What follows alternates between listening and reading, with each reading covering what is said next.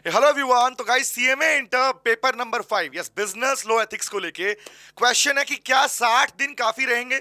Even I can say भैया 50 days भी काफी रहेंगे अगर आप अपने पास में एक सिस्टमेटिक स्टडी फॉलो करते हो।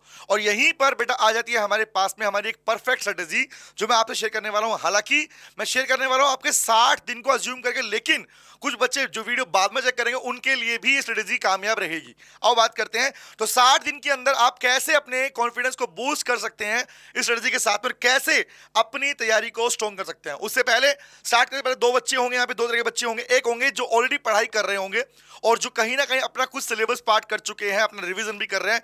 तो भैया वो तो लगे रहो, आप सही ट्रैक पे चल रहे हो। लेकिन कुछ बच्चे ऐसे होंगे जो बोलेंगे सर नहीं, अभी हमने प्रिपरेशन चालू करनी है, चालू हुई भी नहीं ढंग से। तो वो क्या करेंगे, आओ थोड़ी बात करते हैं इसके बारे में। तो मैंने यहां बनाया आपके लिए मास्टर 60 डे स्ट्रेटेजी।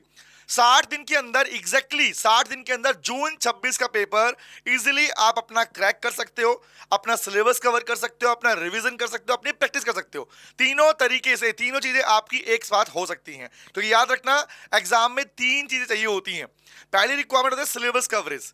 अगर आप सोचते हो भैया बहुत सारे बच्चे जो रैंडम स्टडीज करते हैं, रैंडम स्टडीज को छोड़ दो भैया, एबीसी एनसीसी को छोड़ दो। अगर करना है तो प्रॉपर करो, सिस्टमेटिक तरीके से करो। ठीक है, आइए बात करते हैं। तो मैं अज्यूम कर रहा हूं भैया हमारे पास में फर्स्ट पार्ट, तो मैंने अपनी पूरी स्ट्रेटेजी को तीन फेज में डिवाइड किया है। That is called phase number 1, phase number 1, phase number 2 and phase number 3। तीन फेजेस में हम बढ़ने वाले हैं अपने एग्जाम डे को लेके। रिमेंबर, मान रहा हूं भैया कि एग्जांपल के लिए जून में आपका एग्जामिनेशन है, तो जून मानो 10th को एग्जामिनेशन, 10 तारीख को एग्जामिनेशन पहला हमारा है। ठीक है, मैं ये मान के चल रहा हूं, उसी अकॉर्डिंग हमने स्ट्रेटेजी बनाई है। आइए बात करते हैं। तो फेज 1 का नाम दिया मैंने सिलेबस हिट। एग्जैक्टली अगर आप अभी भी डायरेक्टली कुछ ना कुछ रैंडम पढ़ रहे हो, रैंडम पढ़ना छोड़ दो भाई। स्टार्ट करते हैं अपने पास में अपने सिलेबस को हिट करना, जो कि बहुत ही आसान होगा आपके लिए अगर एक सिस्टमेटिक तरीके से फॉलो करते हो। तो क्या है, बात करते हैं। तो यहां पर मैंने फेज 1 को टाइम दिया बेटा 30 डेज, 30 दिन का समय मैंने फेज 1 को दिया है।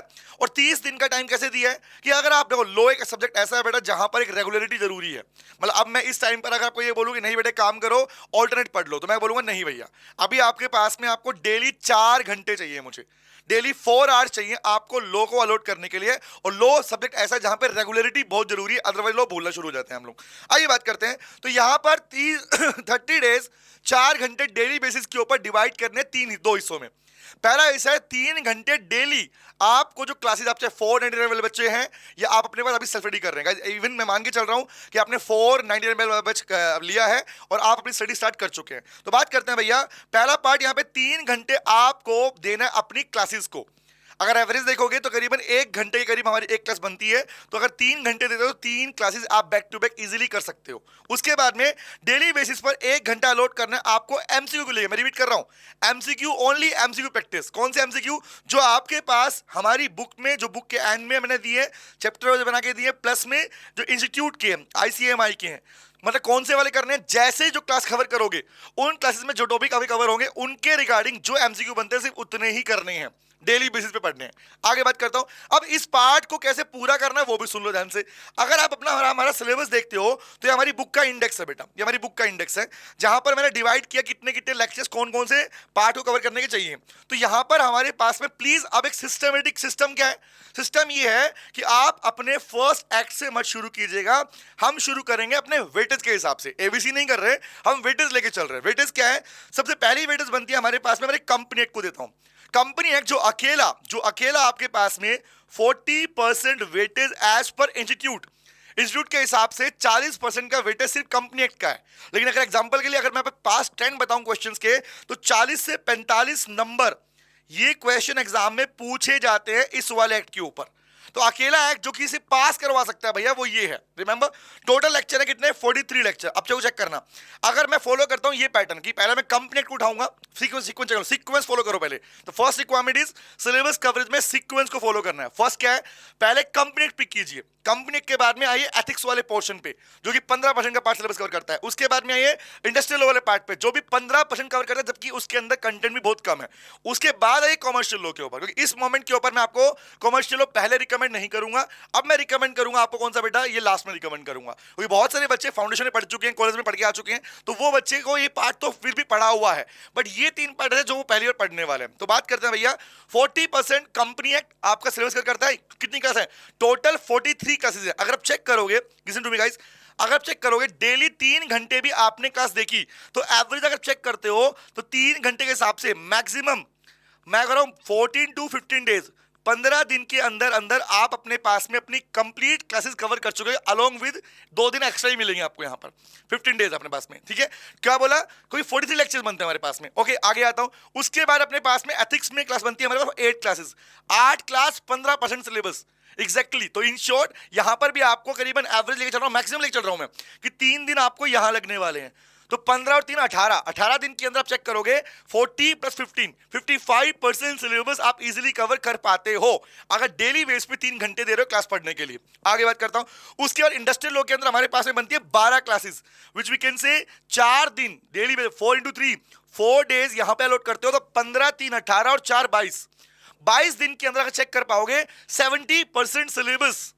22 दिन भाई, 22 दिन 22 डेज के अंदर आप 70% सिलेबस इजीली कवर कर लेते हो, जो कि बेसिकली आपको एग्जाम के लिए ये श्योरिटी दे देता है कि यस एग्जाम तो क्लियर है मेरा भाई, पास तो आराम से हो रहे हो। प्लस में अब कॉमर्शियल लॉ बचा, पर बचे हमारे पास 8 दिन, 30 डेज में से 8 दिन बचे। तो कॉमर्शियल लॉ को लेके अब मैं यहां पर कुछ रिकमेंडेशन दूंगा। रिमेंबर, तो फर्स्ट थिंग इज कॉल, पहली पार्ट तो इस सीक्वेंस को फॉलो करो यारो। ठीक है, करीबन टोटल 22 दिन के अंदर आप अपने पास में अपने 3 पार्ट पूरा कर पा रहे हो। 22 डेज के अंदर कंपनी एक्ट, एथिक्स और इंडस्ट्रियल लॉ ये पूरा इजीली कवर कर पा रहे हो। उसके बावजूद भी हमारे फेज 1 में 8 दिन बच जाते हैं। वो 8 दिन आप अलॉट कीजिए अपने कॉमर्शियल लॉ को लेके। बट कैसे करने हैं वो सुनो ध्यान से बात को। लेट्स सपोज बात करता हूं, अगर कॉमर्शियल लॉ देखते हो, पूरा कॉमर्शियल लॉ का पार्ट है, तो यहां पर स्टार्टिंग से मत मूव करो। बहुत से बच्चे बार बार कॉन्ट्रैक्ट एक्ट ही पढ़े जा रहे हैं, बार बार रिपीट मत करो भाई। सुनो ध्यान से बात को, थोड़ा उल्टा चलते हैं यहां पे हमारे पास में। नेगोशिएबल कॉन्ट्रैक्ट, पार्टनरशिप, LLP, अगर इन तीनों एक्ट को देखते हो बहुत स्मॉल एक्ट है और यहां पे नंबर ऑफ लेक्चर भी बहुत कम बनते हैं। आप देख पा रहे हो 685। तो 3 एक्ट आपके पास में इंस्टेंट आप कवर कर सकते हो बहुत फास्ट मोड के अंदर। प्लस में अगर साथ में 100 का भी पिक कर लेते हो, रिमेंबर, तो भी आप अपने पास में आप इजीली इस पार्ट को अगले 8 दिनों में खत्म कर पाओगे। और रही बात इसकी तो इन शॉर्ट इस पे मैं 2 रिकमेंडेशन दूंगा। पहली रिकमेंडेशन, आप जब अपने पिछले 8 दिन में कवर कर रहे हो ना, तो कॉन्ट्रैक्ट का एक हिस्सा ऐसा है जो कि अलग बनता है। अलग कौन सा है? जिसमें एग्जाम में क्वेश्चन बनता है that indemnity, guarantee, bailment, pledge, agent. आप देख पा रहे हो कि पिछले ट्रेंड्स के अंदर बार बार साथ हमारे क्वेश्चन इसमें से आए हैं। तो माय रिकमेंडेशन, कॉमर्शियल लो जो 8 क्लास के 8 दिन बचते हैं उसमें अपने 3 एक्ट, ये चौथा सोगा और ये पांचवा कौन सा, पांचवे में से आपके पास है ओनली आप ये वाला पार्ट अपनी क्लासेस में से देख लीजिए। ठीक है, इतने करने के बावजूद भी आपके पास 85% सिलेबस आप इजीली कर चुके होंगे। 85% गाइस, 30 दिन में 85% सिलेबस हो चुका। सर बाकी क्या करें? बाकी के लिए मैं रिकमेंड करूंगा इस मोमेंट के ऊपर, क्योंकि आप ये पार्ट बार बार रिकॉल कर चुके होते हैं, फाउंडेशन भी पढ़ चुके, कॉमन पार्ट आ चुका है। तो इसे मैं रिकमेंड करूंगा आप इस पार्ट को हमारे मैराथन सीरीज से प्लस हमारे रिवीजन सीरीज से कवर कीजिए, जहां पर आपको एक सिंगल डे के अंदर आप पूरा बाकी पार्ट एक बार में कवर कर पाओगे। तो इस तरीके से अगर आप चेक कर पा रहे हो, आप अपने कंप्लीट सिलेबस को बेटा 30 दिन के अंदर इजीली कवर कर लेते हो। ये फर्स्ट पार्ट है। तो समझ में आया? 30 डेज डेली बेस पे 3 घंटे क्लासेस को लेके और 1 घंटा रिवीजन अपने प्रैक्टिस को लेके आपको चाहिए यहां पर। बट ये रेगुलरिटी चाहिए। ठीक है, अगर दिन में अपने पास में भी 8 घंटे पढ़ रहे थे, अब इस टाइम को बढ़ा दो, 10 से 12 घंटे पढ़ना आपको स्टार्ट करना ही पड़ेगा इस मोमेंट के ऊपर आके। ठीक है, अब आता हूं फेज नंबर 2 के ऊपर। फेज 1 में आपने क्या कर लिया? आपने क्लासेस कवर कर ली, आपकी MCQ प्रैक्टिस हो चुके हैं और यहां पे डाउट मुझे भेजते रहो आप लोग, और प्लस में आपके नोट्स बन चुके हैं। रिमेंबर, नोट्स बन चुके हैं। अब बार बार नोट्स नहीं बनाने, अब क्या करना है? जो नोट्स बन चुके हैं बेटा, अब phase number 2 is called practice zone. 30 दिन के बाद अगले 15 दिन, जो अगले नेक्स्ट 15 डेज होंगे, 10 to 15 डेज आपको अलॉट करना है सिर्फ और सिर्फ प्रैक्टिस के ऊपर। एग्जाम में आपको लिख के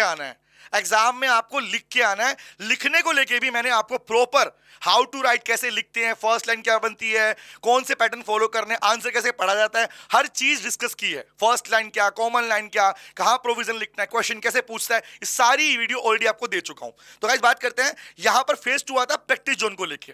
यहां पर क्या करना है? यहां भी वही 4 घंटे डेली बेसिस पे अलॉट करना है, जहां पर 1 घंटा क्या करोगे? 1 घंटा आप करना है जो आपने यहां पे नोट्स बनाए हैं ना, उन नोट्स को सिर्फ देखना है, बुक नहीं पढ़नी, उन नोट्स को देखना है और सिर्फ फास्ट रिवीजन देना है 1 घंटे के लिए, जिसका आप टेस्ट देने वाले हो।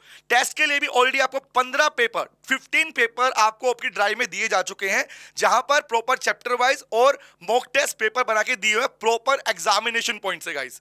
ठीक है, तो यहां पर क्या करते हैं अपने पास में, आप डेली बेसिस पर एटलीस्ट कम से कम एक पेपर डेली, टाइम लिमिट को ध्यान में रखकर प्रॉपर के 3 घंटे स्टार्ट किए और प्रॉपर पेपर बैठ के लिखूंगा मैं।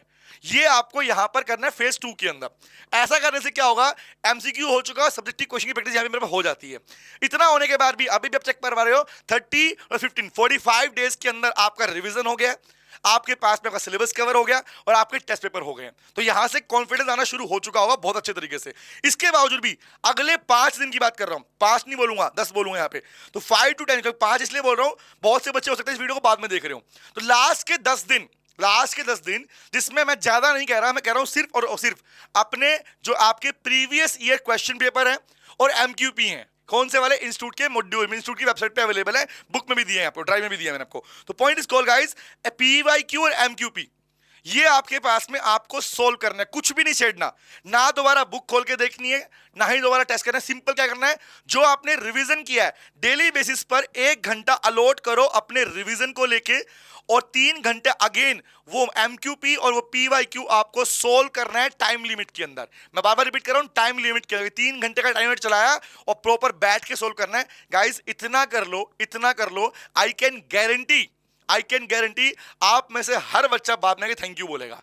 रीजन बीइंग, क्योंकि आप अपना सिस्टमेटिक वे समझ नहीं पा रहे हो, रैंडम कुछ भी पढ़ रहे हो।